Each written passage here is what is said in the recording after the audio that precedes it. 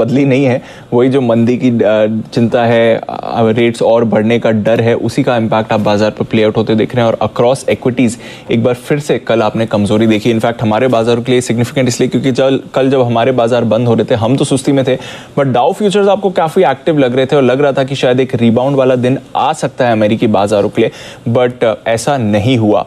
In fact हमने देखा कि थोड़ी मिलीजुली क्लोजिंग थी, जैसे आप बता रहे थे। नैस्डैक तो पॉजिटिव क्लोज हुआ, बट डाउ पर लगातार आपने छठे दिन गिरावट देखी। नए 52 हफ्ते का निचला स्तर ही नहीं, अगर आप देखें तो लगभग 22 महीने के निचले स्तर पर आपको डाउ ट्रेड करते हुए दिख रहा है। 2 साल के निचले स्तर पर S&P 500 आ गया है।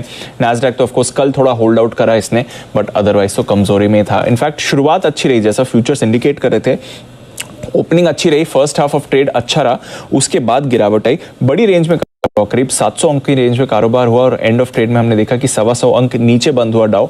बट मोर इंपॉर्टेंटली दिन की ऊंचाई से करीब 550 अंकों की गिरावट आपने आती हुई देखी। तो ये एक फैक्टर है कि अच्छा सेंटिमेंट था, वो towards end of trade sustain नहीं कर पाया और बाजार आपको फिसलते हुए ही दिखे। इनफैक्ट इंट्राडे में तो एक बार के लिए 29,000 के नीचे भी हमने डाउ को जाते हुए देखा ही था।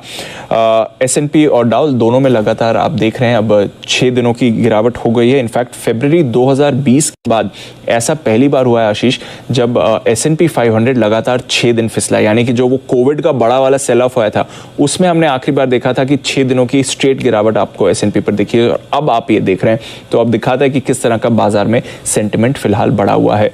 कुछ दिग्गज IT स्टॉक्स में खरीदारी जरूर थी, जिसकी वजह से निचले स्तरों पर थोड़ा सहारा बाजार को मिला।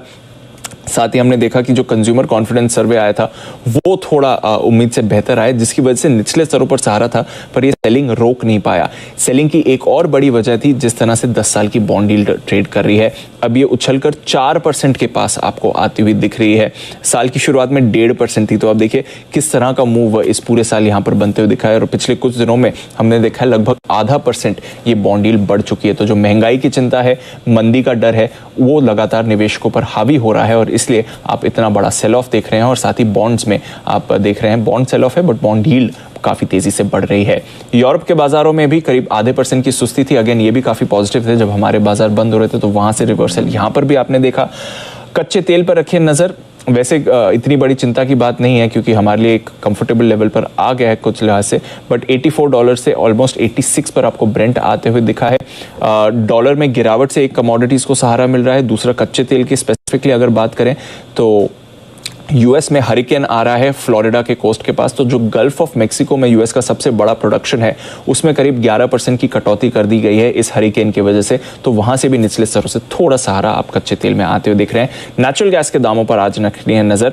हालांकि कल खबर आ चुकी थी, बट बाद में थोड़ी और डिटेल्स आई हैं। जो रशिया की Nord stream 1 and Nord stream 2 pipelines हैं, दोनों में कुछ छेद पाए गए हैं और लीकेज की खबर आ रही है। हालांकि सप्लाई दोनों से ऑलरेडी ठप है, तो सप्लाई के लिहाज से तो इंपैक्ट नहीं आना चाहिए, बट एक सेंटिमेंट रिएक्शन आपको यहां पर आ सकता है। 2.5 साल के निचले स्तरों से सोने में आपने हल्की खरीदारी देखी। तो कमोडिटीज थोड़ा संभले हैं क्योंकि डॉलर इंडेक्स कूल ऑफ हुआ है, बट अदरवाइज आप देखें तो कोई भी सेंटिमेंट फिलहाल बढ़ाने वाला आपको इंडिकेशन बाजार नहीं दे रहा है और 6 दिनों से डाउ और S&P फिसलते हुए भी दिखे हैं।